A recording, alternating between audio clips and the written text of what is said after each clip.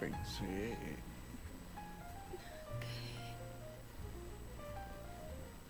que no te volvería a ver. Llevo 47 años esperándote. Esperando cada día que tocaras esta puerta. Y de pronto llegas así, sin avisar.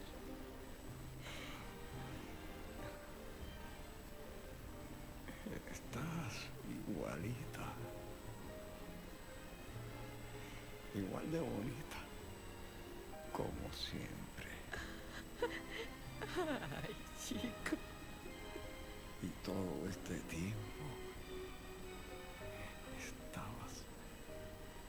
estabas aquí. Se portaron muy bien. Me dejaron esta habitación a cambio de encargarme de la limpieza de los cuartos. ¿Puedo pasar?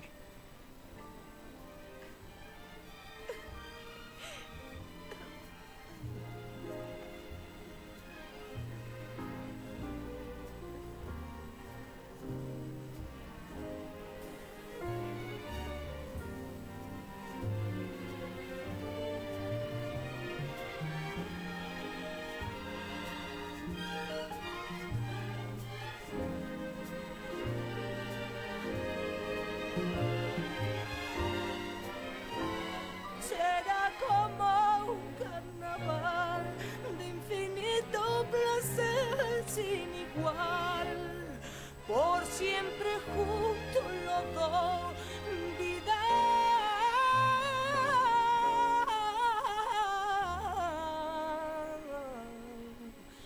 Juntos ya como ayer,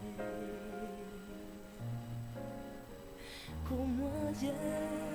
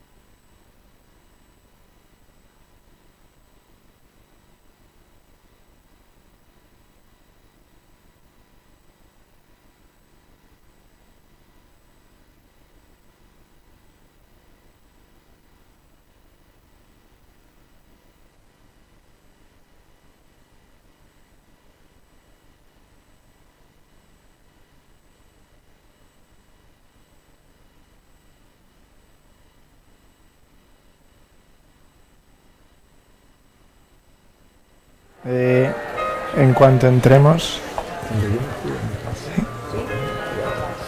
Bueno, buenas tardes a todos. ¿Qué tal? ¿Cómo estáis? Aquí estamos un día más. Bienvenidos a los que repetís de los días anteriores. Bienvenidos de nuevo, y a los nuevos, pues encantado de veros aquí y espero que disfrutéis. Hoy tenemos una conversación muy especial para mí, pues una persona a la que apenas veo y que tiene dos virtudes, yo creo, fundamentales y que seguramente vais a disfrutar hoy mucho aquí, que es una persona, cuando le gusta algo, es muy obsesivo y llega hasta el final de eso que le gusta, es decir, que tiene que conocerlo todo, saberlo todo, disfrutarlo todo, enterarse de todo, recuperar todo lo que haya de eso. Y esta película que habéis visto es fruto de varias de sus obsesiones. Y la otra cosa buena que tiene es que le gusta además hacer participar a los demás de lo que le gusta a él, que eso no está... ¿Se oye mal? Se oye un poco como un líder que estuviera yo dando aquí un meeting, ¿no? Vamos a... Entonces, ahora, ¿no? ¿Mejor? Es que lo teníamos puesto en el modo meeting. Es el que ponemos a los políticos y a los cantantes de flamenco les gusta mucho que haya mucha reverb o eco, porque así cuando desafinan no se nota. Y en los políticos obviamente desafinan mucho y también la reverb ayuda. En el caso de nuestro invitado de hoy, yo creo que vais a disfrutar de su conversación y sobre todo de la experiencia de esta película tan pionera en la historia del cine español, que ha llegado tan lejos como a estar nominada al Oscar a la mejor película de animación en medio de una industria que en la animación no tienen rival y que precisamente en estos días también ha sido nominada para unos premios muy importantes en Estados Unidos como a mejor película internacional y mejor película de animación, que son unos premios sobre la presencia afroamericana en Estados Unidos, que son unos premios que suelen convocar, siempre veréis cuando hacen los resúmenes de los premios, a todas las grandes figuras afroamericanas del mundo de la música, del mundo de la televisión, del mundo del cine, y sirve para reivindicarlos, y los entregan en el mes de febrero para tratar de hacer un lobby, presionar para que tengan también presión y tengan también presencia en los Oscars, que son inmediatamente después, ¿no? Pero bueno, sin más, Fernando Trueba con todos ustedes.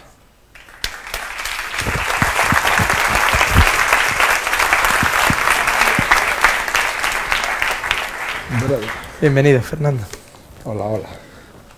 Todo que te presente tu hermano es una cosa... Tu hermano pequeño. Sí, mi hermano pequeño. Cuando yo me fui de casa tenía 4 años él. Es verdad. Porque le saco 15. Por eso acepto estas charlas, para poder charlar con Para verle y tal. Pues ha crecido mucho. Nunca. Fuera de las charlas no me respeta, como nadie respetaría nunca a un hermano tan pequeño. Pero sí que antes... Yo le respetaré la misma. Fernando, antes es que estábamos aquí visitando la exposición de cubismo que os recomendamos vivamente si os gusta la pintura y sobre todo Juan Gris, y tenéis cuadros increíbles, pero recordaba que algo que siempre has contado tú y que he oído contar, que es que tú querías ser pintor, era tu... No sé si tu primera vocación. ¿No te acuerdas de cuando yo pintaba? ¿Cuando eras pequeño? Me acuerdo incluso de ver cuadros tuyos. Claro. Pero no me acuerdo tanto de una vez que mi madre estaba disgustada porque pinté una mujer desnuda vomitando. Y me decía, hijo mío, ¿por qué pintas estas cosas? Pues no pintas un paisaje, hombre, o algo. Bonito. ¿Y qué hay del pintor, del niño pintor en esta película? No lo sé si hay algo, pero el hecho de que, por ejemplo, antes cuando lo he presentado decía que yo era un gran fan de Mariscal y que me encantaba el trabajo de Mariscal y sus cuadros y sus ilustraciones, pues probablemente el que yo sea sensible a lo que hace Mariscal o a otros pintores o ilustradores tiene que ver con las horas que yo de mi vida cuando era un niño, que me pasaba dibujando y hacía cómics yo, ilustraciones y de todo, y hasta dibujos pornos en una época. O sea, he hecho de todo y pintaba al óleo mal y tal, y en realidad, pues claro, siempre he tenido una gran atracción, fíjate en la última película, en El artista y la modelo, pues por las artes plásticas, por los artistas plásticos, etcétera. Eso siempre me he encontrado, es un mundo para mí muy cercano, que siempre me ha interesado y me ha gustado. Entonces, de repente, en esta película, pues como que coincidían todas las cosas que te gustan de toda la vida, ¿no? El arte, el dibujo, no sé qué, la música, el cine, la literatura, en cuanto a que el cine, quieras que no, es literatura, aparte que escribas un guión, cuentas historias, etcétera. Para mí esta era una película que era una reunión de todas las cosas que te gustan. Que íbamos a hablar mucho de Mariscal hoy, que tenía que estar aquí también con nosotros. Al final ha tenido un problema y se excusa y pide 1000 perdones por no estar, pero Fernando va a suplirle, y además están muy acostumbrados a oírse el uno al otro, porque habéis hecho, con esta película habéis recorrido el mundo juntos, ¿no? Como pareja. Bastante, sí. Algunos viajes vamos uno u otro, pero hemos hecho muchos juntos, que es muy divertido. Y cuando voy con él, yo hago el personaje del serio, porque no puedes competir con Mariscal, es un payaso absoluto. De hecho, tienen una anécdota muy buena en Barcelona, paseando por Barcelona, que una señora les paró y vio a Fernando, y entonces le pidió un autógrafo, se giró y vio a Mariscal y dijo, ¡Woody Allen! Y entonces Mariscal, chapurreando inglés, porque habla muy mal inglés, y le firmó el autógrafo como Woody Allen. Y se fueron súper contentos. Señor Trueba, ¿le puedo decir a Woody Allen que nos firme? Yo, Woody, tal. Pero esto nos pasó allí en la Barceloneta, pero es que luego en unos premios, yo no sé si fueron los Goya, unos premios de estos que había mucha cola para entrar de esto de alfombra, como con periodistas y televisiones y tal. Íbamos allá y ya era la entrevista, no sé cuántas mil, estaba hasta las narices, y llegamos ahí a una de las televisiones que estaban paradas antes de entrar, y que íbamos todos en fila, los actores y la gente, y a todo el que según vas pasando te van haciendo alguna pregunta. Y entonces, ¿qué, Fernando? ¿Contento de estar aquí en los premios? No sé qué, no, es que no me acuerdo, creo que eran los Goya. Y digo, sí, sobre todo que esté Woody aquí conmigo y tal. Y esto, que lo hago como una broma, porque claro, el periodista iba a ver que era Mariscal y se iba a descojonar del chiste, seguro dice, ¡ay, Woody! Y yo seguí y dije, joder, aquí ya no se puede ni de broma, vamos, se lo creen todo. Bueno, y Fernando, ¿cómo no ya en tu trayectoria, que no hay ninguna película ni de 3D, ni de dibujos, ni de nada, cómo se te ocurre, cómo se te cruza este proyecto de hacer una película? Luego la gente, vamos a abrir una parte de preguntas en la última media hora, que te van a hacer muchas preguntas seguramente concretas sobre la película, pero esta, para encuadrarnos aquí, sí que es complicado entender y las dificultades que habéis encontrado en el camino. Pero la primera idea, es decir, cuando decides vamos a hacer una película de dibujos animados. Pues la primera es por las ganas que tenía Mariscal de hacer una película de dibujos animados, que yo al principio, bueno, eso me lo he contado, pero cuando vi los dibujos de La Habana, él es un loco de La Habana, y había hecho tanto unos dibujos de las calles para un clip que habían hecho de Compay Segundo en el estudio, como unos cuadernos muy bonitos que había hecho él en viajes suyos a La Habana. Él, cuando va por los sitios, siempre va dibujando, ¿no? Ahora que tiene un iPad, ya no lleva los cuadernos tan bonitos, me da un poco pena, porque hacía unos cuadernos preciosos por donde fuera, pero la verdad es que con el iPad hace unos dibujos también que son espectaculares, ¿no? Y va todo el rato dibujando y pintando con él. Por ejemplo, estábamos estrenando la película en Estados Unidos, estábamos en Nueva York, y a todas las periodistas que nos entrevistaban, mujeres, a los chicos nada, a todas las hacía un retrato mientras nos entrevistaban, ¿no? Y todas se iban más contentas y tal. Y bueno, él como siempre es así, ¿no? Y está todo el día dibujando en el iPad. Ah, bueno, volvemos. No, entonces eso, yo veo estos dibujos de La Habana tan bonitos y le digo, oye, esta es la película que hay que hacer y tal. Y ahí empezó la cosa de hacer Chico y Rita, ¿no? Por lo bonito que era. Cuando vi esos dibujos me imaginé en una pantalla grande una película que ocurriera en esa Habana con los trazos de Mariscal, ¿no? Y entonces de repente vi que era como un sueño, que podía ser una cosa preciosa, ¿no? mucho más bonito que una película ahí con decorados y gente disfrazada y todas estas cosas que siempre cuesta más trabajo, ¿no? Creértelo a veces. Y hay mucha gente que piensa o que tiene una idea muy curiosa, que es la idea de que, bueno, claro, con el dibujo animado puedes hacer más cosas que con una película normal y al mismo tiempo, claro, te ahorras dinero porque no tienes que pagar decorados, no tienes que pagar las localizaciones, los actores y tal. Y sin embargo, la sorpresa es que el proceso hace que sea una película muchísimo más complicada de hacer que una película con seres humanos, ¿no? Es carísimo. Hombre, si esta película se produjera el mismo guión con actores, pues no sé, sería muy cara a nivel de decoros y tal.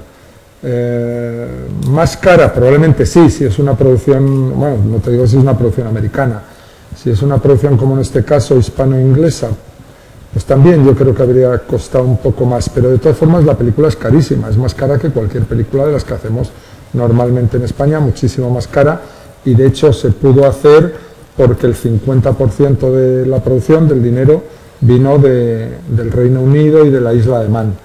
O sea, es muy caro, pero para mí, por ejemplo, había cosas, yo pensaba, digo, bueno, por ejemplo, en una película de animación, pues tú dices, aquí van 1000 personas bailando, ¿no? Y claro, lo dibujas y ya está. No, te dicen, no, es que la figuración es carísima en la animación. Y yo, ¿cómo que es carísima? Sí, porque cada muñeco y las capas y no sé qué, y los otros y los del primer plano y tal. O sea, llegó un momento en que yo, que era un ignorante en la animación, descubrías que estar en una escena en un sitio lleno de gente bailando, por ejemplo, pues era igual de caro que contratar a toda esa gente para bailar en una escena de una película normal, ¿no? Cosas de ese tipo que yo ignoraba y cada vez que me las decían me quedaba perplejo, ¿no? O a veces yo he forzado mucho la máquina porque había planos, todo el rato era, no, este plano no se puede hacer. Y yo, ¿pero por qué no se puede hacer? Si es animación, pues animación haces lo que quieres. No, es que este plano nos llevaría 5 meses de trabajo, sería carísimo y además no tenemos garantías de que llegara a estar bien el plano. Y yo, ¿pero por qué? O sea, cada vez yo soñaba las cosas y a veces, la mayoría se han hecho como yo quería, pero ha habido 3 o 4 planos que no los he podido hacer, porque eran como imposibles o muy caros, y entonces he tenido que simplificarlo. Bueno, pues eso te puede pasar en una película con actores también, que quieras hacer un plano muy complicado y no se consiga. Pero estoy contento de que en un porcentaje grande de las veces me puse tan pesado, tan plasta y tan, venga, vosotros podéis hacerlo, venga, tal, es que va a quedar muy bonito. Ya, pero es que fíjate que luego la cámara viene por aquí, cuando hace esto, y entra este otro y tal, pero conseguíamos al final hacer planos de esos que no se hacen en animación, normalmente, no se hacen nunca porque son... Yo recuerdo que me enseñaste una pequeña secuencia, que si quieres luego contar cuál era, antes incluso de tener nada de la película, pero casi esa secuencia terminada, ¿no? Y esto a lo mejor era 5 años antes de terminar la película. Sí. Puede ser. ¿Cómo fue elegir esa secuencia, hacerla, y en ese proceso solo de esa secuencia, si puedes a lo mejor sintetizarnos un poco el proceso que tiene luego toda la película, ¿no? Para hacerse, y qué sensación tuviste también en el momento en que la ves? Pues mira, como no habíamos hecho nunca un largo de animación, ni Mariscal ni yo, y claro, ir a buscar dinero por ahí y a presentar el proyecto en los sitios dando un guión, que lo que cuenta son palabras en una página y tal, pues nos dimos cuenta en un momento que para sacar adelante el proyecto, lo bueno sería a ese guión que hubiera una serie de dibujos de Mariscal, ya de creación de la película, algunos escenarios, algunos dibujos que puedas mirar para hacerte una idea y tal, pero pensamos en hacer como 2 mini escenas de la película de una manera todavía no tan compleja como iba a ser luego, pero lo más aproximado posible, más simple, para, con ese minuto que íbamos a hacer de una manera un poco más simple, que la gente al verlo entendiera la película que queríamos hacer, darles como un tráiler, ¿no? Como un pequeño avance, y bueno, fue muy buena idea porque efectivamente toda la gente que veía esas 2 escenitas, ¿Cuáles qué eran? bonito, eran cuando después de la primera noche de amor de ellos dos, que se acuestan por la mañana, ella se levanta en la cama y él está sentado en el piano, pues ese plano que empieza en la ventana, la cámara se va para atrás, llega a la cama, ella se despereza, se levanta, va al piano y la abraza. Eso, claro, la gente lo veía y se quedaban así como muy Sí, sí. muy chocados, les gustaba mucho. Y luego también, y para hacer otro tono totalmente distinto de color, la escena en el camerino de ella en Nueva York, cuando él está allí, ella llega al camerino y hablan y como discuten y ella le dice vete, déjame, no sé qué y tal. Bueno, hicimos esos 2 cachitos y eso pues se lo dábamos a la gente pues de las televisiones, de las distribuidoras, de los lugares, los coproductores, a todos los que les íbamos presentando el proyecto para embaucarlos, ¿no? Para que al ver eso se entusiasmaran o se ilusionaran con el proyecto. Y en ese proceso de ver una primera secuencia, más o menos, ¿cómo era tu relación con el trabajo físico? Es decir, no ya el guión que estaba escrito y todo esto, sino explicabas lo que querías, lo dibujabais con... Explícanos un poco, claro, para los que no conocemos muy bien el proceso, ¿cómo se hace, resumido en una secuencia? Una vez que acabamos el guión, hay una parte del trabajo de creación que hacía Mariscal, que es inventarse los decorados, inventarse los personajes, no solo los protagonistas, sino los secundarios y tal, cómo van a ser, cómo va a ser este bar, cómo va a ser este cabaret, cómo va a ser esta calle, cómo va a ser la oficina esta, cómo es ella. Pues los dibujos de Rita hasta que llegamos a la Rita final, hay muchísimas, Rita va cambiando hasta que tal. Y mientras él hacía ese trabajo que se llama creación, ¿no? Que es anterior a que trabajen animadores y gente, yo lo que hacía era un trabajo que era diseñar todos los planos, todos los encuadres y los movimientos de cámara de la película.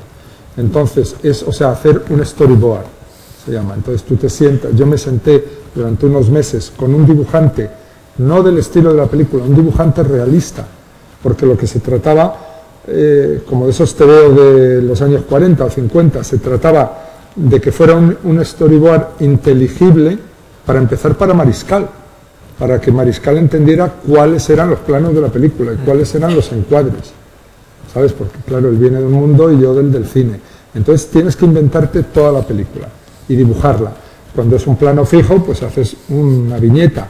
Cuando es un movimiento de cámara, pues haces tantas viñetas como creas necesarias, desde el plano 14, 14A, 14B, 14C, a veces con 3 viñetas ya entiendes el movimiento y a veces es un movimiento más complicado, de repente necesitas 8 o las que sean, ¿no? Y entonces ya, una vez que se hacía el storyboard, se digitalizaba, o sea, se filmaba cada dibujo, lo montábamos como si fuera ya rodado y entonces se hace una pieza que se llama animatic. Ajá.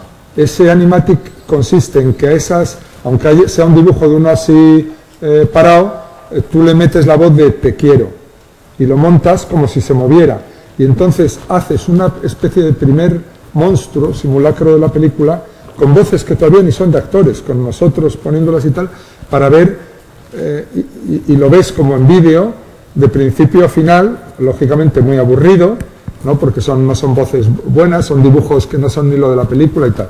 Y le metíamos pues unas músicas de relleno aproximadas, yo ya iba probando cosas del tipo de músicas que iba a usar y tal. Ese animatic va evolucionando a lo largo del tiempo hasta convertirse en la película final. Es decir, que luego esos dibujos ya los sustituíamos por dibujos con el estilo de la película. Luego, cuando un plano estaba hecho, un plano se hace en muchas etapas. O sea, primero se hace a lápiz, luego se hace ya pasado como rotulador, luego lo colorean, luego le ponen sombras. Pues según ibas teniendo un plano en cualquiera de sus etapas, ese plano se cogía y se ponía en el animatic. O sea, había momentos que tú veías el animatic y cada plano era de un tipo. Uno era plano del story antiguo, otro del story moderno, otro era ya lo que se llama el clean up, otro era dibujado a lápiz con los personajes moviéndose, otro ya tenía color, ¿no? O sea, es como una especie de monstruo en movimiento continuo según lo vas haciendo. Es muy bonito el proceso.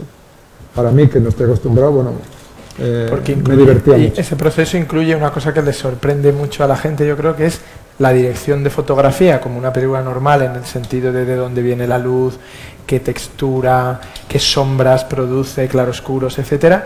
Y otra cosa que también me gustaba a mí mucho, que es una persona diseñando el vestuario, como en una película normal. Claro, tienes que tener, por ejemplo, los decorados se encargaba todo Mariscal, ¿no? Y nos habíamos documentado mucho, el trabajo de documentación espectacular, de vernos películas, libros, hacer fotos, viajes, de todo, hasta investigar archivos, encontrar fotografías de las calles donde íbamos a situar una acción, el año en que estábamos situando la acción, o sea, la documentación es espectacular lo que llegamos a reunir ahí. Y, o sea, por ejemplo, cuando los cubanos ven la película, nos han pasado cosas, por ejemplo, la persecución en el coche cuando les persigue el tipo. Pues claro, todas esas calles existen y ese es el recorrido desde el Tropicana hasta el Malecón. O sea, que un cubano lo entiende y lo ve como una cosa lógica, como si hicieras una persecución desde aquí hasta la Moncloa. Y cualquier persona de Madrid pues va reconociendo la Gran Vía, la calle Princesa, no sé qué y tal, y lo entiende todo perfectamente. En el año 59. En el año 48, en esa primera parte. Momento. Sí, por la película va del 48 al 59, pasan como 10 años. O sea que había un lado muy de lógica y de realismo y tal en cómo hacíamos esas cosas. Luego había otra persona pues que se encargó de buscar los vestuarios para los actores y los modelos que se iban a dibujar. Bueno, hay especialistas de todo, hay un equipo de coloreado, hay uno que dirige 3D, otro que dirige animación, otro que dirige tal, todo eso bajo la supervisión de Mariscal y mía, ¿no? Y cuando la gente dice esta cosa de, bueno, pero seguro que mucho se hace por ordenador, ¿no? ¿En qué parte, o sea, en una película como esta, que yo creo que lo que más ha fascinado técnicamente a la gente es el grado de autoría que tiene en el dibujo, claro. Es decir, la poca mecanización de los rasgos, de los fondos, de las vistas de la ciudad, es decir, recupera a la mejor animación clásica en ese sentido. Pero ¿qué parte hay de mecanización? ¿Qué parte hay de que el ordenador hace o han llegado a hacer unas funciones que liberan, bueno, digamos, al dibujante tradicional de Disney y de Blancanieves? Antiguamente, pues cuando se hacía una animación, pues para hacer el movimiento del brazo de alguien que hace esto, pues a lo mejor usan, los animadores, los dibujantes hacían, vamos a poner 20 dibujos, ¿no? Para llevar el brazo desde aquí hasta aquí, ¿no?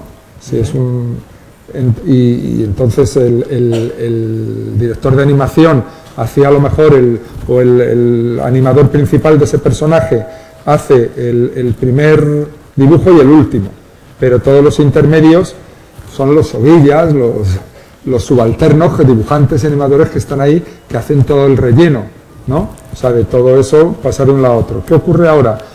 Con los ordenadores, sigues teniendo a los animadores, pero esa parte mecánica aburrida de que un tío está ahí, nos la evitamos. Y entonces lo que hace el animador de verdad en la película es los keyframes, ¿no? O sea, el fotograma clave. En este movimiento que he dicho yo, pues con que des esto y con esos 3 dibujos ya sobra. Y lo intermedio lo hace un software. Lo hace un ordenador, por supuesto un ordenador manejado y dirigido por un animador, que sabe lo que está haciendo. Claro, en una película de Pixar, que es una película donde no hay dibujos, salvo en la primerísima etapa de creación, cuando estén creando a los personajes, toda la animación es generada por ordenador. Entonces, todo se hace con el ordenador, ya el diseño final, la creación, el movimiento y tal. Esta película nosotros hemos hecho una técnica que no es ni 3D ni 2D a la antigua. O sea, en realidad hemos hecho una técnica mixta de 2D, de 2 dimensiones y 3 dimensiones, porque lo que nosotros queríamos es, queríamos de alguna forma reivindicar el lado artesanal de los cómics, de lo que se llama el cómic de línea clara, ¿no? El cómic de lo que puede ser Tintín, ¿no? Aquel tipo de dibujo de esa época, que era lo que nos gustaba. Y entonces, incluso con la locura que representó una dificultad técnica que hubo que sobrepasar y que solucionar técnicamente, porque queríamos que los personajes tuvieran la silueta negra con la línea, y además queríamos que la línea fuera gorda, ¿sabes? Entonces eso, a la hora de moverlos, pues te daba unos problemas, porque normalmente en una película de animación no hay esa línea. O sea, donde se acaba mi hombro, se acaba el color del jersey y empieza el color de la pared del fondo, ¿no? Pero aquí había el color del jersey, el de la pared del fondo, y además una línea así de gorda, porque lo que estábamos era practicando ese estilo de ilustración. Pero de repente decíamos, bueno, pero en tales escenas, por ejemplo en la persecución, o cuando él está en el bar con ella y le está tocando el piano y de repente la cámara entra así como una grúa y se acerca por todo el bar, entre las mesas hasta ella que está en el piano, pues ahí usábamos 3D para ese tipo de planos o en la persecución. Y entonces teníamos que generar los coches en 3D, cómo los coches se acercan, cómo se van y tal. Pero, es decir, en determinados planos usábamos las 3 dimensiones y en los demás las 2. Pero incluso en los de las 3, lo que hacíamos era conservar la línea, conservar la ilustración, o sea, aplicar una tecnología moderna a un estilo más antiguo, o más, no antiguo, el que nos gustaba a nosotros, el de Mariscal. Y yo sé que eres muy fan de Miyazaki, de películas del viaje de Chihiro, este genio japonés, pero no sé si tenías unas referencias claras o no, o precisamente no había referencias que te sirvieran. ¿Cómo era tu relación con el cine de animación antes de, o al ponerte a hacer esta película?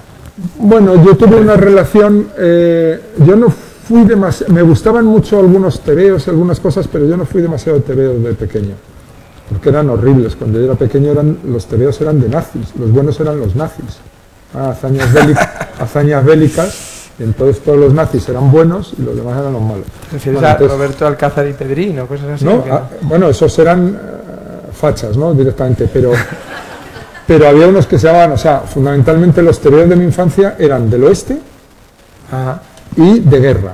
Y los de guerra, los buenos eran los nazis, los alemanes con los cascos y tal, y el mariscal Rommel y Goering y todos estos eran buenos, ¿no? Y los demás eran malos. Entonces yo me acuerdo, además, esto la gente de mi edad y más mayor lo habrá vivido, pero sobre todo mi generación lo habrá vivido de una manera especial porque cuando cambiaron las relaciones con Estados Unidos empezaron a entrar de repente unos tebeos nuevos donde era el sargento Gorila y tal, que eran unos militares americanos que eran buenos por primera vez, pero con mucho cuidado. Los alemanes no eran malos, estaban en el Pacífico y mataban japoneses. O sea, seguían siendo buenos los alemanes. Entonces, cuando ibas a los tebeos, tenías los de nazis buenos y los del sargento Gorila y unos americanos buenos. Pero se seguía respetando mucho la cosa nazi, ¿no? De hecho, en el colegio los niños estaban todo el rato dibujando cruces gamadas, ¿no? Y el casco de los alemanes, el mariscal Rommel era lo máximo, como para un niño de ahora.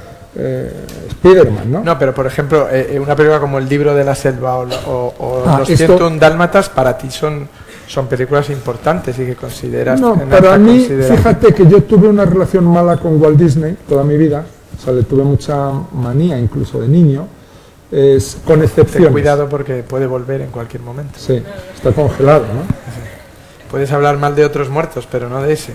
Sí, pobre. Pero es verdad que me gustaron algunas películas de él, pero yo le tenía mucha manía, por ejemplo, al Pato Donald, me caía gordísimo, ¿no? Sí. Y Mickey Mouse, me parecían unos tíos más marcianos, más raros, como hablaba. O sea, no tenía con ellos empatía, me caían gordos. Y cuando vi El libro de la selva, de repente dije, joder, qué bonita esta película, ¿no? Y cuando tuve un hijo, de hecho, la película que yo le ponía cuando era niño era El libro de la selva. Curiosamente, luego me enteré de que cuando vio esa película Walt Disney, que ya fue al final de su vida, no le gustó nada. ¿Sabes? A él le gustaban las cosas sádicas, ¿no?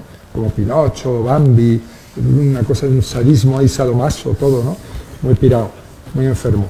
Y El libro de la selva era una película muy sana, era una película de buen rollo, de bonita, de buenos sentimientos, y esto a él le debió molestar mucho, ¿no? Y yo no tenía buena relación con eso, con Walt Disney. Y me gustaba mucho Tintín. Por ejemplo, de niño, yo que no era lector de cómics, sí es verdad que cuando descubrí y en casa no había dinero para comprar este tipo de cosas, yo me iba a la biblioteca pública de Cuatro Caminos, biblioteca Ruiz Egea, y me sacaba mis Tintines, los libros de Julio Verne y esas cosas. Y eso me gustaba mucho Tintín, eso porque ese dibujo sí que realmente nos conquistó a la gente de mi generación. Ya luego llegó Asterix y tal, y eso yo como que no lo pillé. Yo era como de gente un poco más joven que yo. Sí, en cambio, Hugo Pratt, ¿no? El corto maltés también te gustaba, ¿o no? Hugo Pratt me ha gustado, pero de mayor. Yo he conocido a Hugo Pratt ya con 20 años, ¿sabes? O sea, yo de niño no lo he... Y lo he leído como un adulto, y diciendo, mira, este tipo que hace unos cómics bien bonitos y tal. Y ahora en los últimos años, pues he descubierto pues a la gente que hay haciendo cómics increíbles, ¿no?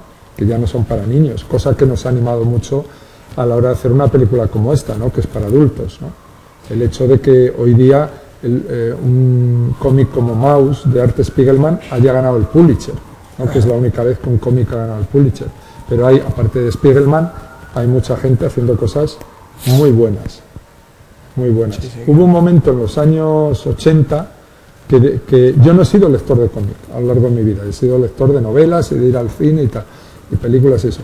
Pero hubo, por ejemplo, un francés que me encantó que se llamaba Lossier, que hacía unas historias, vamos, no es que fueran para adultos, es que eran heavy, de historias de parejas, de la gente en el trabajo, del poder, de la humillación, o sea, Bueno, cosas que muy adultas. Curiosamente fue director de cine también. Luego ¿no? se Ha hizo dirigido director de algunas cine, películas, sí, dirigió películas. como James Farr también. Claro, pero yo me acuerdo de cuando este hombre hizo una cosa que se llamaba Trozos de Vida, que eran 4 libros, que eran impresionantes en su época, porque era una historia de sexo en la China comunista, bueno, eran cosas súper tiradas, buenísimas, muy buenas, o sea, y muy bien hechas, ¿no? Muy inteligente de guión. Y hay una parte del proceso que no has contado y que curiosamente yo viví con vosotros, que fue, hicimos un viaje, que coincidimos, no hicimos el viaje juntos, sino que coincidimos en La Habana, en la escuela, bueno, en San Antonio de los Baños, en la escuela de cine. Yo tenía que dar un curso de guión allí, tenía que estar una semana y tú estabas rodando en la propia escuela con actores. ¿Qué es eso exactamente que hacéis con actores en una película de animación? Es decir, ¿qué se hace con los actores? Bueno, yo al principio en mi ignorancia de la animación dije, en una película de animación no trabajas con actores, ¿no? O sea que solamente haremos los dibujitos y tal, y luego ya, sí, los actores que le pondrán la voz y tal. La voz. Pero muy rápidamente me dijeron, es que estaría bien hacerlo con actores antes. Y yo, ¿pero para qué? ¿No es animación? ¿Para qué va a hacer la película con actores? Tal, no, pero tal. Y entonces, claro, el descubrimiento ahí para mí fue el siguiente, o sea, que es verdad, imaginemos un plano cualquiera de la película, que es ese de Rita se despereza en la cama, por decir uno, ¿no? Se levanta, va andando y se acerca al piano, que se ha levantado antes que ella y está todo enamorado ahí escribiéndole una cosa y ella llega y le abraza. Ese es el plano. Bien.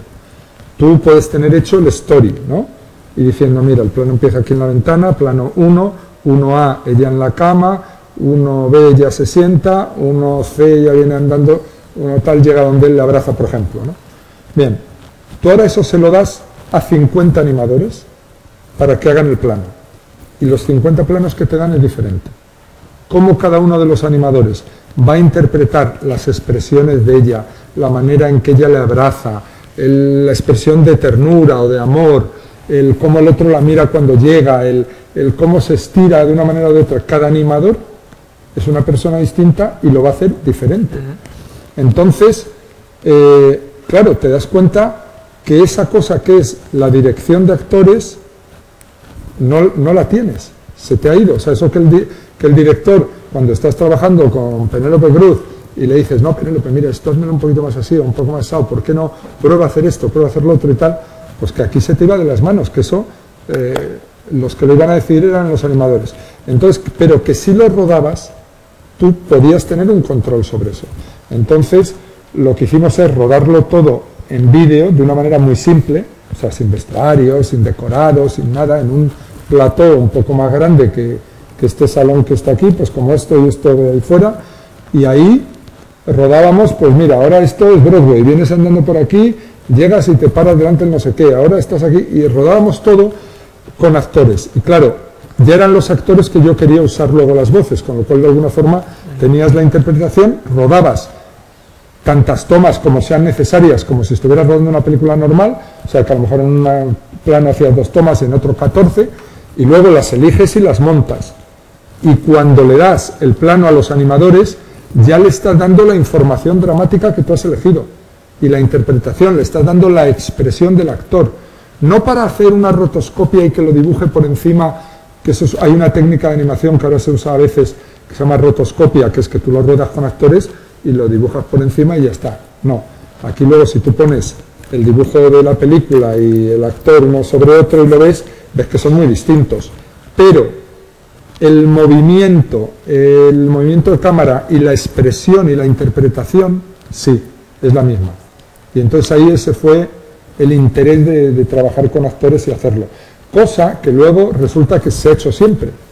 O sea, por ejemplo, en los estudios Disney, en la época de de Blancanieves, pues ya había uno que se ponía a hacer el movimiento a lo mejor como si fuera la madrastra, ¿no? Y los otros le miraban y hacían una serie de dibujos y le hacían hasta fotos del natural, ¿sabes? O sea, eso se ha hecho. Y hoy día en las películas de Pixar, aunque son películas generadas por ordenador, de repente hay veces que tú reconoces al actor con el que han trabajado.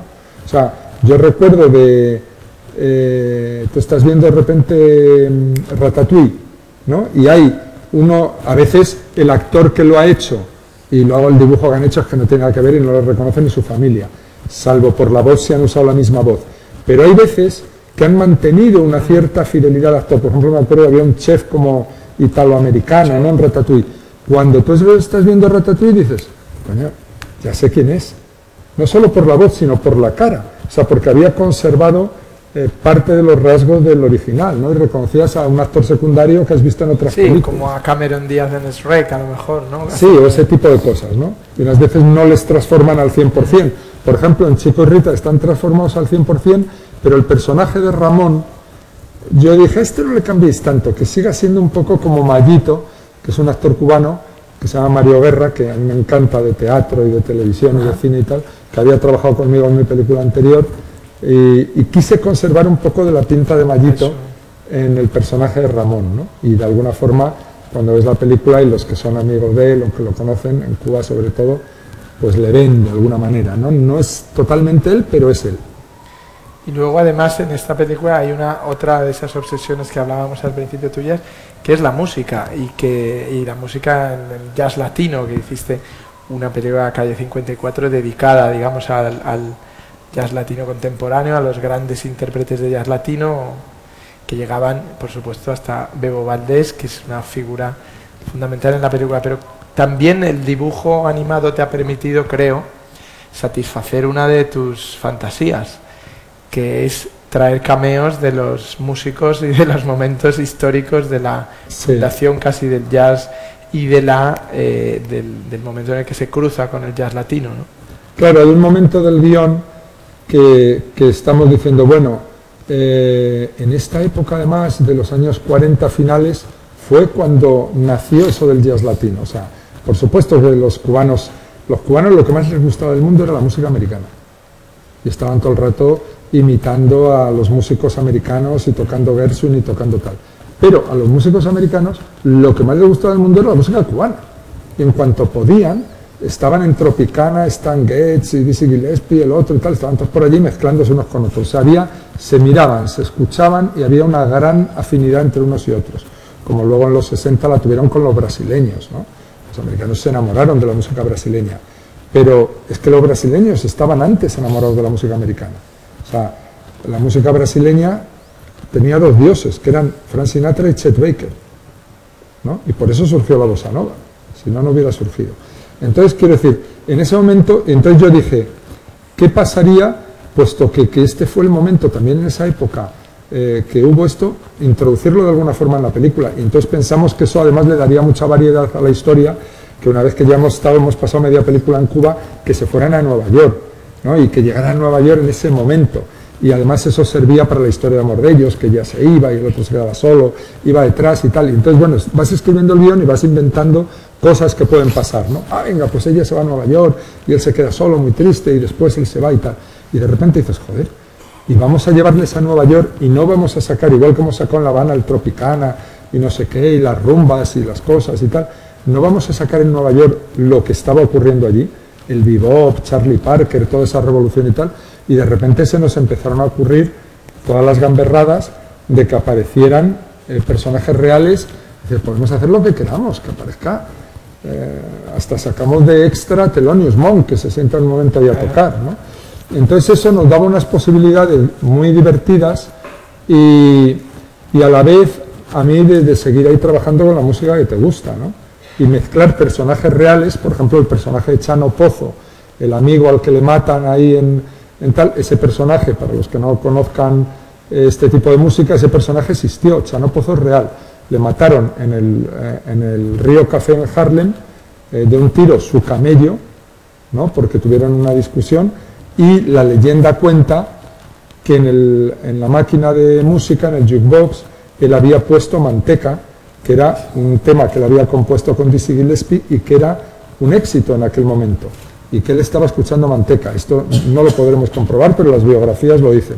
Entonces, de repente, decidimos introducir a ese personaje real en la película. Y que además incluso, Manteca era la marihuana, ¿no? Era el nombre sí, que le daban en el argot. Sí, porque Dizzy Gillespie y Chano Pozo Que mucha gente fueron los siempre que dice crearon, cómo se llama una canción Manteca, qué nombre claro, tan raro, ¿no? crearon el jazz latino juntos. Y Dizzy era negro americano y Chano cubano. Y los dos se hicieron súper amigos y se entendían a través de la música. Dizzy no hablaba inglés y Chano Pozo no hablaba... Chano no hablaba inglés y Dizzy no hablaba español.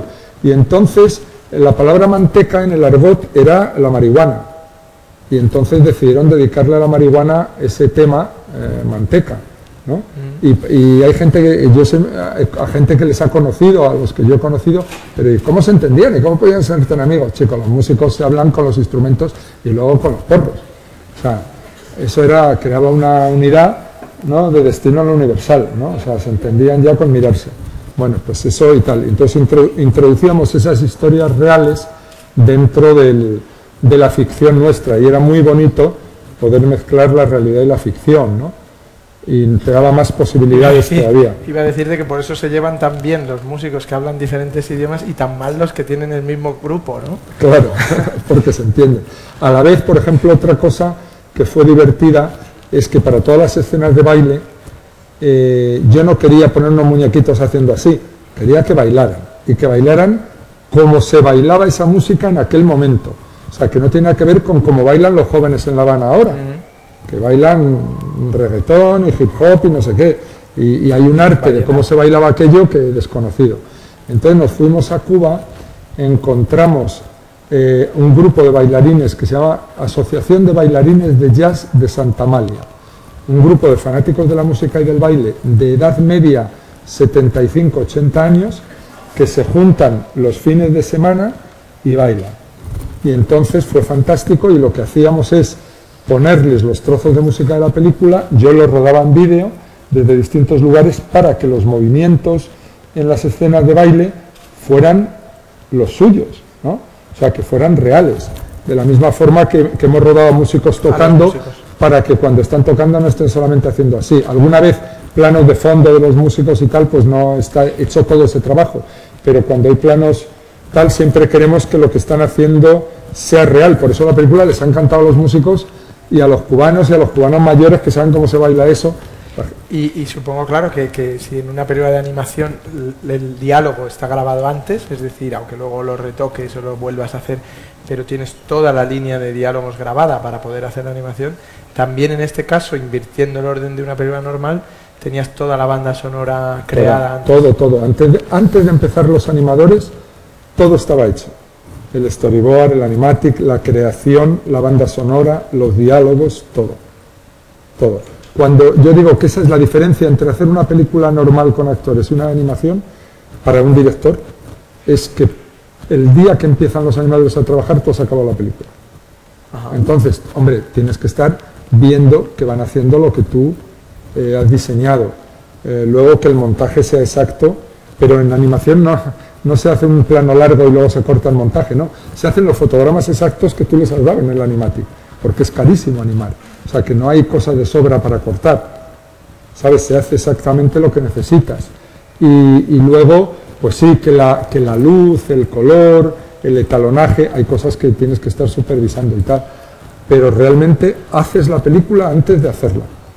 O sea, el día que empiezan todos esos cientos de animadores a dibujar, ya se tiran 2 años y medio haciendo el proceso de animación, tú has estado trabajando varios años antes y de alguna forma has hecho la película. Sé que tienes otro proyecto, o que estáis empezando a trabajar en otro proyecto con Mariscal de otra película de animación, entre medias de tus otros proyectos. ¿Qué te has quedado con ganas y qué crees, o qué diferentes cosas quieres hacer en esa, o queréis hacer en esa siguiente película? Bueno, tenemos en realidad 2 proyectos, porque con Mariscal, que no sé si los llegaremos a poder hacer, porque tal como están los tiempos, a veremos. Pero uno es un proyecto... ¿Quieres económicamente? ¿O?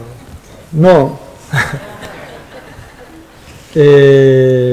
Uno es un proyecto muy personal de Mariscal, porque está basado en cómics y personajes que él hacía en los años finales de los 70, primeros de los 80, cuando se inicia.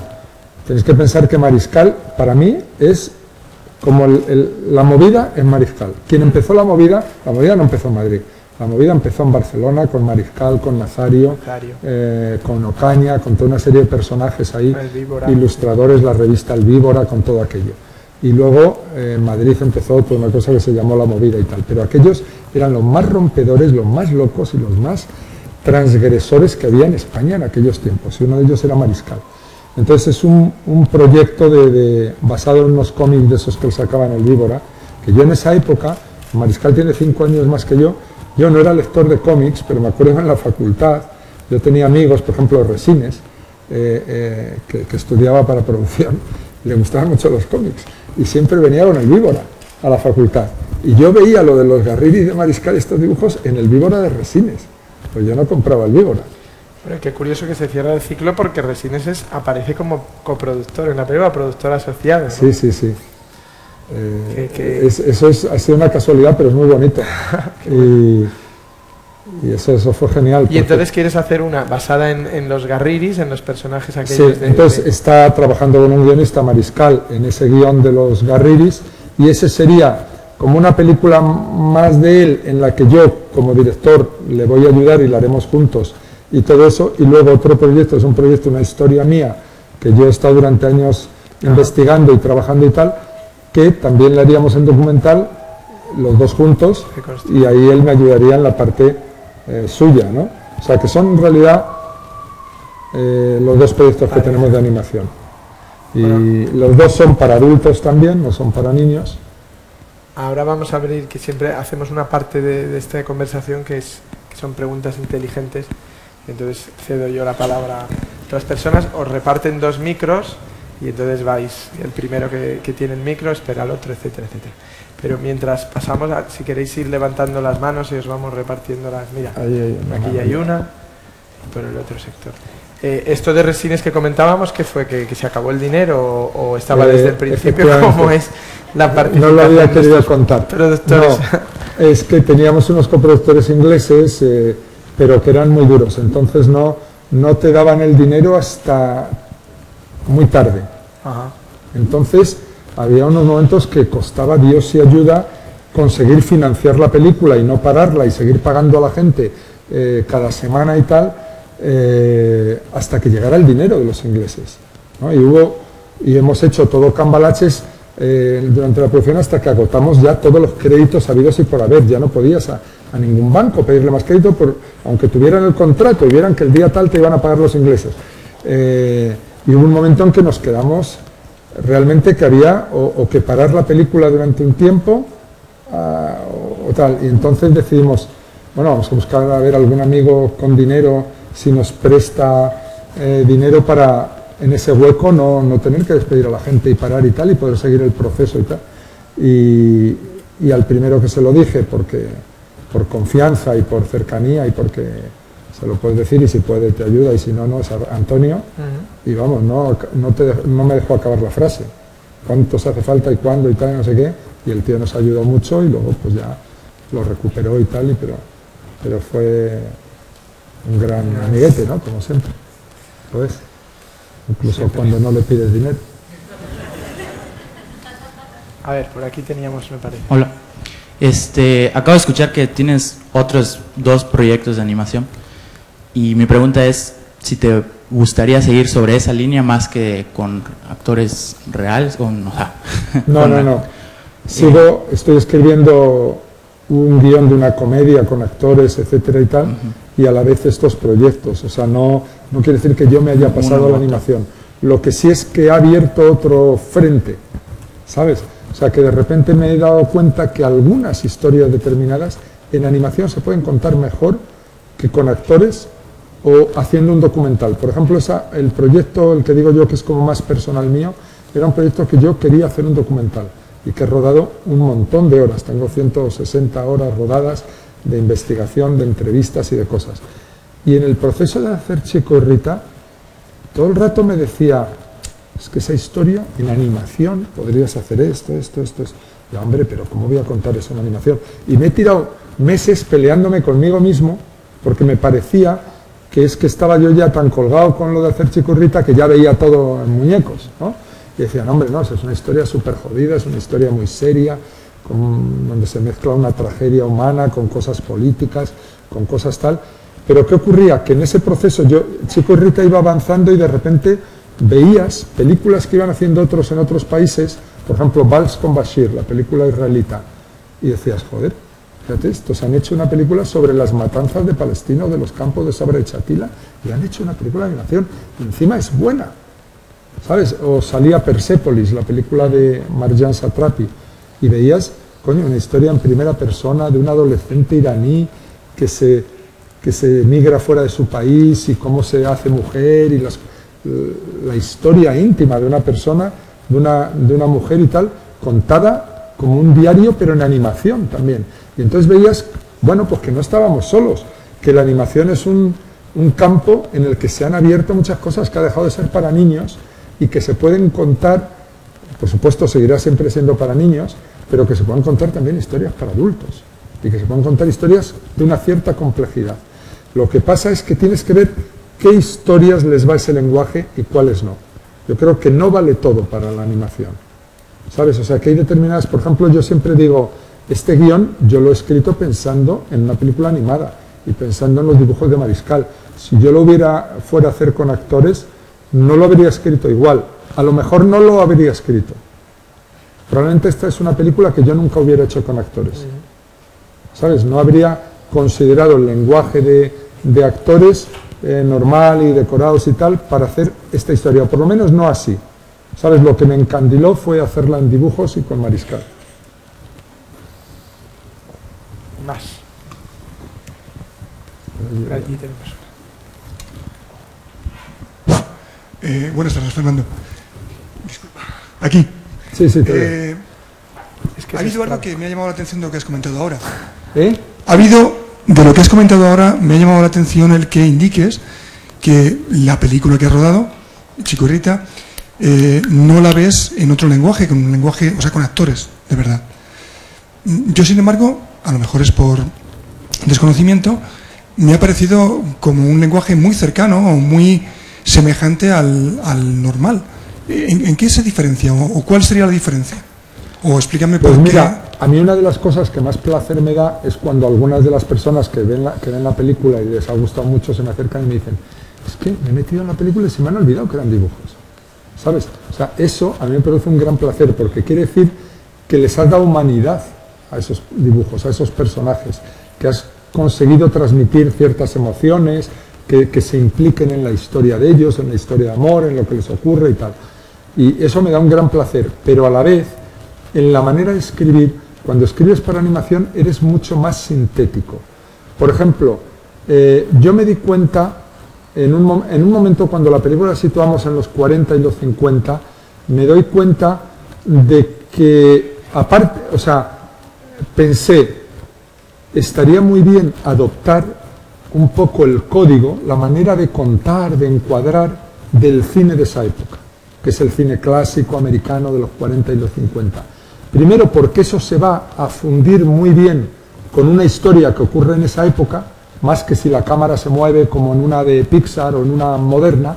O sea, yo preferí ir a un lenguaje cinematográfico correspondiente a la época que contábamos, ¿no? Al cine de esa época, haciendo también una especie, pues si quieres, de tributo, ¿no? Al cine de esa época. ¿Y cuál es la diferencia fundamental del cine de esa época al de la nuestra? El cine de nuestra época es un cine muy contagiado por la realidad. O sea, el cine moderno, bueno, sí, claro, si me dices Spider-Man, pues es un cómic, pero el cine moderno de una cierta densidad intenta siempre mezclar mucho la realidad con la ficción, como la literatura moderna lo está haciendo cada vez más. Hay una tendencia en la literatura, que es como decir, el espectador de hoy día no es ingenuo, cosa que yo no estoy muy de acuerdo. El espectador de hoy día o el lector de hoy día no es ingenuo, no se crea un cuento que le cuentes, entonces tienes que fingir que aquello es muy real que es documental, darle un estilo documental, que la cámara vaya en mano, que se mueva no sé cómo, porque si no, no se lo creen. No son ya los que iban a ver una del oeste en los años 40. Entonces, bueno, yo lo que me di cuenta de que me convenía ese lenguaje, pero me di cuenta que a la animación le va muy bien la manera de contar de aquella época, la narrativa del cine clásico, que es una narrativa de secuencias más cortas, de diálogos muy sintéticos. O sea, en el cine moderno, por ejemplo, nunca ocurrirá, en el cine moderno, en el cine clásico, nunca se repite una frase. O sea, en el cine moderno los actores repiten todo el rato, improvisan. O sea, desde que De Niro en Taxi Driver dijo lo de "Are you talking to me? Are you talking to me?" y lo dijo 2 veces o 3, eso en el cine clásico es inconcebible. O sea, tú ves una película de Bogart y Bogart dice "¿Me estás hablando a mí?" y ya no lo vuelve a decir nunca más. Y además es mucho más sintética la escena. O sea, las escenas duraban la mitad o menos. Eran muy... Las películas que se hacían en los estudios y el cine clásico era muy concentradito, muy recortado, muy hecho. Y hoy estamos en un mundo donde todo es más realista, más costumbrista, más... O sea, tengo la sensación de que los que contamos las historias hemos perdido un poco la fe en los cuentos y que queremos hacerle a la gente creer que es real todo el rato, porque si no la gente de ahora ya es tan cínica, ya está tan de vuelta de todo. Es mentira. La gente es igual de lista, igual de tonta que eran en los años 40. La prueba es que se creen las gilipolleces que cuentan en los, yo qué sé, en la televisión, ¿no? La gente se sienta, sale ahí uno, dice 7 cretinadas y se la cree todo el mundo. Pero, sin embargo, hay en la superficie, parece que todo se ha sofisticado más. Y yo creo que no, que lo bonito de la ficción es que en una novela o en una película, al principio, en las primeras escenas o las primeras páginas, el autor y el lector o espectador firman un contrato. Se ponen de acuerdo, mira, te voy a contar una historia. Pues como cuando un amigo te cuenta un chiste, hay un mutuo acuerdo. Os apoyáis en la barra del bar y dice, joder, ¿sabes este de Pachi que llega a un bar en Bilbao? ¿No? Y tú entras, aceptas que Pachi es el de los chistes de siempre, como Jaimito, y que va a ocurrir y que te va a contar una cosa que es una parida, pero que al final vas a tener una recompensa que te vas a reír, ¿no? Y yo creo que lo mismo pasa en una película, en una novela. Uno hace un pacto, dice, no, estoy leyendo una novela de ciencia ficción. Bien. Entonces esto ocurre en el 2800 y en esa época, pues yo qué sé, las mujeres vuelan y los hombres son reptiles y se arrastran por el suelo. Y tú aceptas eso, ¿sabes? Y entras ahí y ya lo que te den dentro de eso has aceptado, ¿no? Y no sé si he contestado del todo a la pregunta, pero en cualquier caso me enrollo como las persianas. ¿La ha contestado? ¿Sí? Vale, gracias. Gracias. Bueno, o sea que no quiero decir que descubrir el cine de animación no te haría volver a hacer ópera prima en dibujos animados. No, yo creo que una de las cosas que uno cada vez que vas a contar una historia es encontrar el formato de la historia mejor para esa historia en concreto. Pues esta lo voy a hacer más así, esta es más así, esta es una comedia, esta es un thriller, esta es un documental, ¿no? Hay historias que dices, joder, es que hacer esto con actores, coño, esto es mejor hacer un documental, porque con actores nunca vas a llegar, es para otra cosa, y sin embargo hay historias que dices, es que en el documental nunca vas a llegar a lo que te puede dar un actor. Pero existe, ¿no?, una corriente en la novela gráfica contemporánea muy interesante, que es la novela gráfica o el TVO biográfico. Periodístico. Periodístico, es decir, y biografías. Biografías se están haciendo, se hicieron la de Kafka, que estaba muy bien, de pintores, de tal. Y puede ser claramente un elemento formativo importante, porque en una generación como la que viene después de nosotros, que es una generación formada ya en lo audiovisual, la capacidad de, por ejemplo, contarle grandes momentos históricos con una recreación... Pero eso ocurría cuando yo era pequeño. Sí, ¿no? O sea, yo me acuerdo, una de las primeras colecciones Historias, que yo leía era la colección Historias, que nos encantaba que tus padres te regalaran los libros de la colección Historias, de Robin Hood, de Julio Verne y tal, que venía la novela y entre medias el cómic, ¿no? La mayoría de los niños no leíamos nunca las páginas de letras, nos leíamos el cómic y las letras. Claro, la tentación era muy fuerte, incluso yo que me encantaba leer, joder, tienes el cómic, te leías el cómic y las letras para su padre. Y en esa colección estaba llena de biografías. Y, por ejemplo, una de las torturas era que nuestra madre, una mujer muy pacifista y muy bondadosa, siempre nos regalaba vidas de santos, Genoveva de Brabante, científicos, y claro, hijo, tú estabas ahí, querías que te regalaran Robin Hood y te venían con San Francisco Javier, me cago en sus muertos y tal. No hay nada más aburrido que una vida de santo. Exacto. Hasta que Por descubrí ejemplo, las confesiones de San Agustín, que en los 28 primeros años son el vicio total, o sea que eso claro, tenía una parte divertida. Las vidas de santos en nuestro día son las películas de Soderbergh sobre el Che Guevara, ¿no? Sí. Entonces, Bueno, son como vidas de santos, cuando en realidad el Che Guevara no era nada santo. Buenas noches. por aquí. Sí. Sí. Al inicio usted dijo que en Cuba ya no se escucha tanto esa música que ha querido retratar, incluso en las primeras escenas cuando está el protagonista caminando se escucha a unos jóvenes cantando rap, y cuando el protagonista llega a casa enciende la radio y está o Fidel hablando o sonando el jazz latino, pero como música de recuerdo. Ha querido retratar lo que es Cuba, bueno, de alguna manera retratar lo que es Cuba hoy, y la película es algo que Cuba ya fue y que no, que solo está, digamos, en la imaginación, en el recuerdo de la gente. Bueno, esta no es una película, digamos, realista, es una película romántica, no deja de ser de alguna forma un cuento, ¿no? Una cosa bonita, ¿no? Pero sí hemos querido dar una serie de notas de realidad, ¿no? Igual que hemos buscado la realidad en algunos dibujos o en los lugares y tal, pues lo del...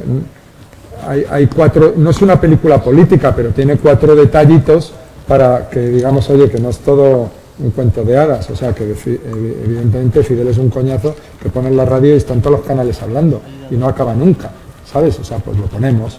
O por ejemplo, cuando a Chico le dicen que ya no se podía tocar jazz, eso les pasó en esa época a los músicos de aquella generación. Hoy día, por ejemplo, eso ya ha cambiado, ¿no? Y ahora un músico joven pues puede tocar jazz o lo que quiera. No hay ese tipo de censura, pero en los años después de la Revolución sí que la había. O sea, que hemos dado una serie de notas de realidad, porque eso yo creo que ayuda también a envolver la historia, que la historia tenga un anclaje en la realidad, pues igual que damos notas políticas o musicales o arquitectónicas, ¿no? O sea, hemos intentado que la película tenga una cierta, digamos, credibilidad a la historia que estamos contando, ¿no? Y bueno, y usar pues eso, música de ahora con la música de antes, todo eso. Claro, al final cuando entran los estudios Segren hicimos el chiste de que los 2 productores que están ahí con Estrella Morente, ¿no? Somos Mariscal y yo, ¿no? Entonces son unos dibujitos que estamos ahí, más o menos. Mariscal dice, no me gusta nada como estoy. Sí, hay que pone hermanos. Yo le digo, parece de los Brincos, de un grupo de aquello de los Bravos. De los Bravos. El bajo de los Bravos.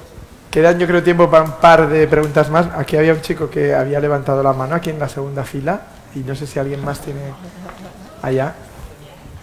Y por allí allá. Y otra más allá. Pues si quieres empezamos por allí, que está esperando de alguien. Yo quería saber en qué medida os ayudó, bueno, participó Bebo lo que es la ambientación de la película. Si simplemente le disteis algo ya dado o participó lo que es, porque se ve mucho, sobre todo en la música o en los sonidos de las ciudades, cómo ambienta la animación. Digamos que Bebo ha participado en la medida de lo que él ya podía participar en la película. Piensa que ahora tiene 94 y que esto ha sido lo último que él ha podido hacer como trabajo, ¿sabes? Todavía él toca el piano en casa y tal, y unos días, claro, a la edad que tiene ya con problemas de memoria y de cabeza, pues unos días toca bien y otros días toca mal. Pobre, pues como nos pasaría a cualquiera que lleguemos a esa edad. Entonces, ya cuando he hecho la película, Bebo era bastante mayor. Entonces, yo como le he conocido mucho y he estado con él trabajando a lo largo de todos estos años y conviviendo con él, sabía las cosas que le podía pedir, que todavía él podía hacer y las que no. O sea, todo lo que fuera tocar el piano, hacer variaciones, incluso algunos arreglos, tal, los ha hecho. Y cosas que a lo mejor hubiera podido hacer 5 años antes, pero ahora ya no podía hacer, lo que yo he hecho es utilizar arreglos o composiciones con cosas que habíamos ya hecho juntos. Y de hecho, eso me ha venido muy bien, porque yo a veces he escrito el guión con la música de Bebo en la cabeza, incluso las escenas y dónde empieza y cómo cambia y cómo acaba sobre la música, ¿sabes? en realidad al contrario de lo que se hace, que tú haces una película y escribes un guión y las ruedas y luego viene el músico y va componiendo la música sobre tu movimiento de cámara, los diálogos, lo que vas viendo en la película. Aquí yo al contrario, me he subido sobre Bebo y he hecho la película sobre su música. Por eso, por ejemplo, a mí siempre me parecía que una suite de Bebo que se llama la suite cubana para Big Band, que la grabamos hace unos años en Nueva York, me parecía que era la síntesis de lo más grande de la música cubana y de lo más grande de la música americana en un mismo cuerpo. ¿Sabes? Que aquello era tal. Y siempre yo lo decía y la gente me decía, no, eso es puro música cubana. Otros me decían, yo como sé que Bebo es un gran amante de la música americana, que siempre le preguntan sus músicos favoritos, te dice Gershwin, Jerome Kern, Cole Porter, no sé qué, etcétera, sabía que esa era su música, es la música con la que creció también. O sea, que la música, el arte no es nacionalista, que porque tú seas cubano no estás todo el día son de la loma, ¿sabes?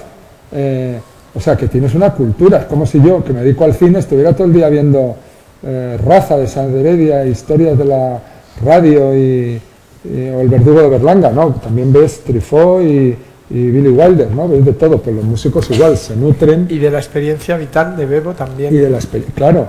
Hay cosas en la película. Claro, entonces, pues él ha hecho todo lo que ha podido hacer en la película. Y bueno, y él venía al estudio conmigo, incluso escribió unos arreglos y tal, pero hubo algunos arreglos y algunas cosas que le encargué a otro músico, porque ya veía que eran cosas excesivamente complicadas para Bebo en ese momento, que si hacemos la película 10 años antes, mueres, porque yo no he visto a nadie arreglar y escribir y componer arreglos como a Bebo, es el genio más grande que yo he visto. Pero había cosas que ya ahí era meterle yo en un jardín con 90 años que no tenía yo valor para tanto, ¿no? O sea, que un poco le he tratado con el mayor cuidado y mimo posible, ¿no? Aquí en la segunda fila tenemos... Hola. Sí. A ver, mi pregunta surge a raíz de ver la película y ver que es una película de animación muy arriesgada, no es una peli al uso de lo que contábamos, Walt Disney, una historia para adultos, es una apuesta muy arriesgada conforme está el panorama del cine, ¿no? Sí. Mi pregunta es si esta película ha sido posible porque el que la ha dirigido es Fernando Trueba, pues si la hubiera hecho, sí, bueno, no habría sido posible. Pero que si el que ha estado detrás ha sido Fernando Trueba y Mariscal, y si hubiese sido una persona que no... Sí. Porque si a vosotros os ha costado arañar cada euro que cuesta la peli, si ahora mismo en este país se pudiese hacer una película de estas características de independencia a la hora de, pues yo qué sé, no es al uso.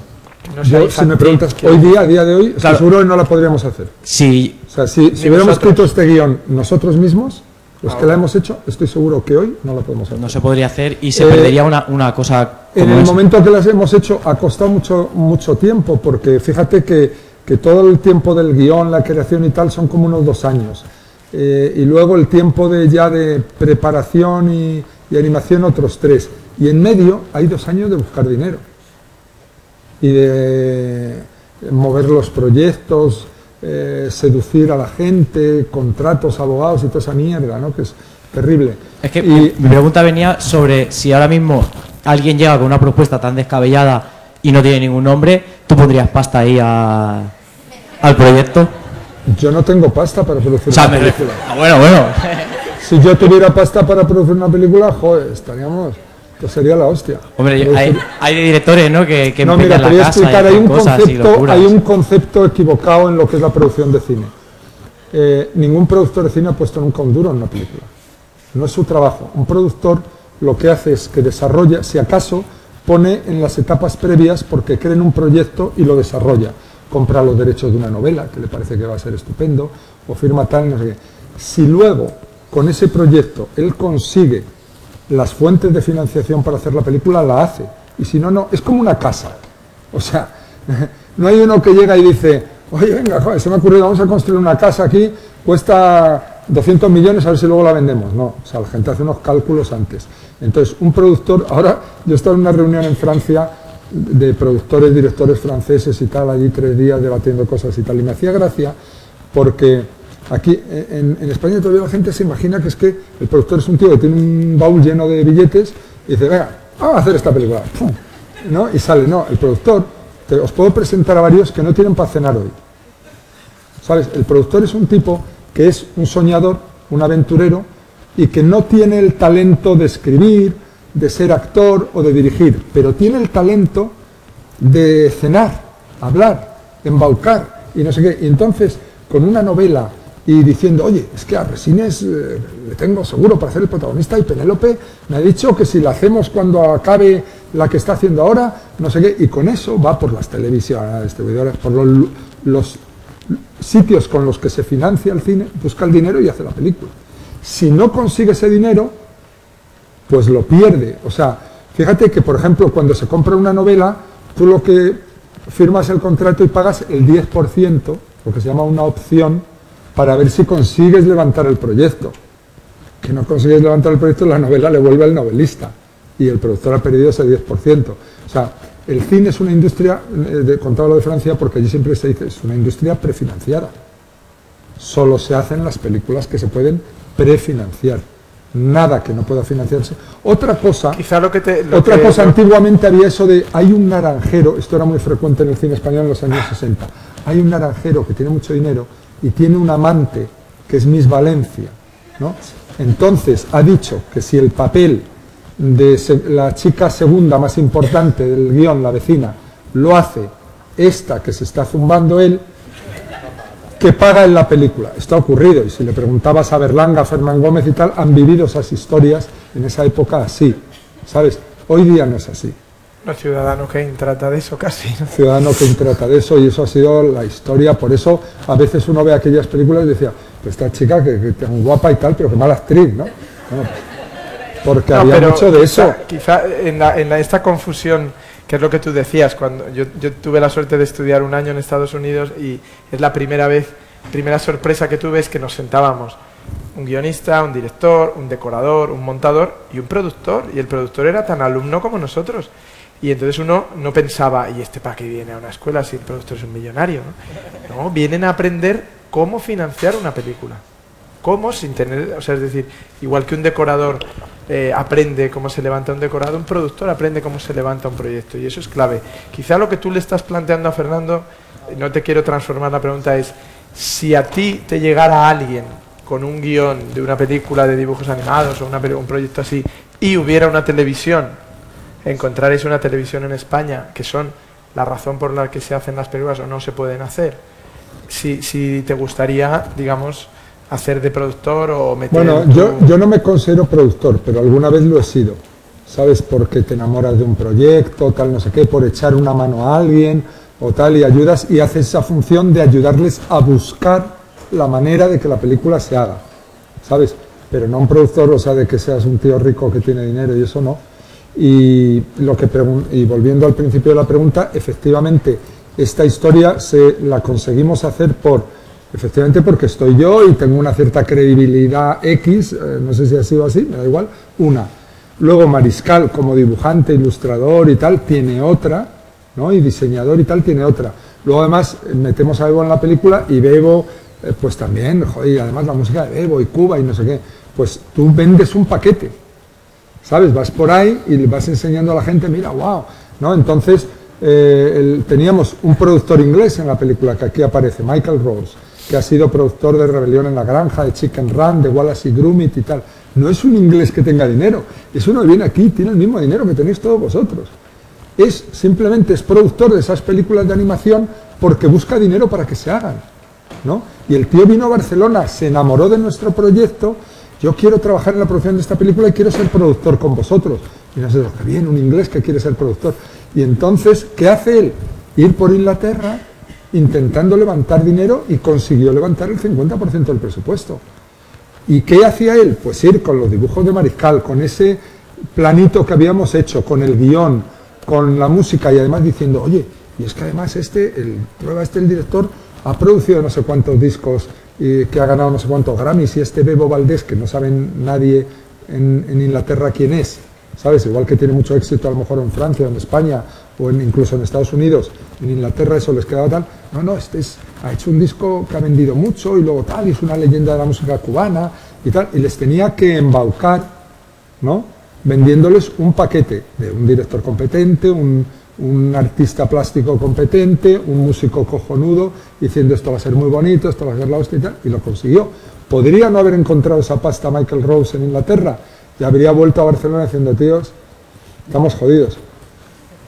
¿Sabes? En los últimos 10 años, yo y tú hemos recibido siempre, cuando llegan las votaciones de los Goya, en los 10 años un corto de animación, siempre había el mismo corto de animación, había uno que era La patata embrujada, La princesa de tal, y Tadeo Jones, y cada año el tío de Tadeo Jones hacía otro pequeño corto de 3 minutos y lo presentaba, y al tercer o cuarto año ganó el Goya al mejor corto de animación, que era un corto de Tadeo Jones. Bueno, pues es otro camino que llega a hacer Tadeo Jones, creo que ya va por los 20 millones de euros solo en España de recaudación. Es verdad, como tú decías, que es una película infantil que tiene un público, digamos, potencial para la animación, ¿no? Pero es verdad que la animación de adultos no. Para acabar, Fernando, siempre hacemos una pregunta sobre tus aficiones tecnológicas, los aparatos que te gustan. Hoy, además, que hay que agradecer, como siempre, a Telefónica que nos reciba y nos deje esta sala tan estupenda para hacer esto. Hay una curiosidad que me quedo, que yo creo que es importante recordar, aunque estemos aquí, que es que tú no tienes móvil. En efecto.